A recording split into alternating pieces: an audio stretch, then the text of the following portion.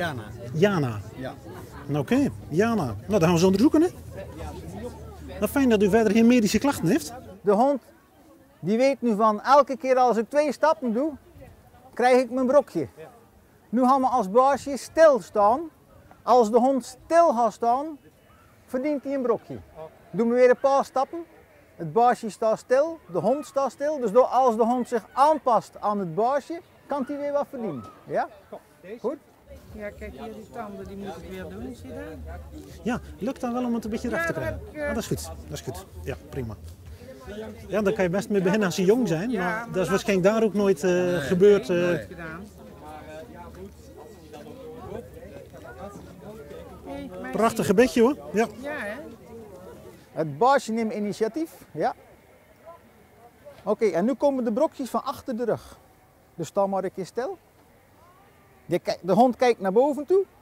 Flink. En dan komt er weer een brokje. Goed. Ja.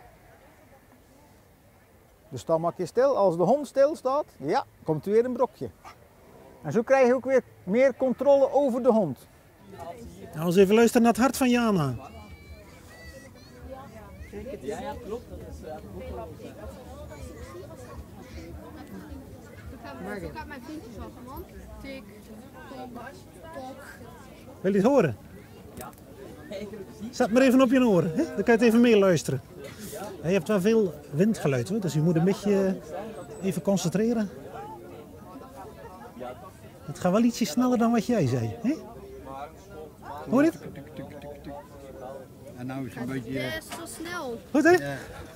En nou leuk.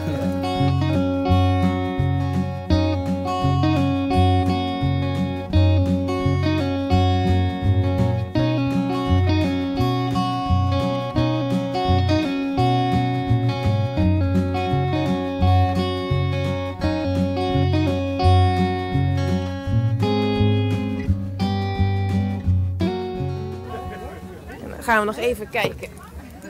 Of luisteren eigenlijk naar je hart. Hè? Zo. Oh, dat gaat wel hard tekeer hoor. Ja, Het is wel heel spannend zo, markt. dat is allemaal spannend. Ja. Vooral de auto ook, vind ik. Oh, Ik zit er nu van achterbij.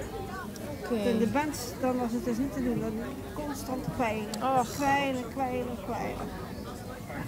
En ook zenuwachtig in de auto? Ja, wel een beetje. Ja, Hijgen en zich dus druk dat is- maken? Nu gaat het eigenlijk Gaat erbij het zitten. Ik beter? hou hem op schoot en hou het goed. Oké.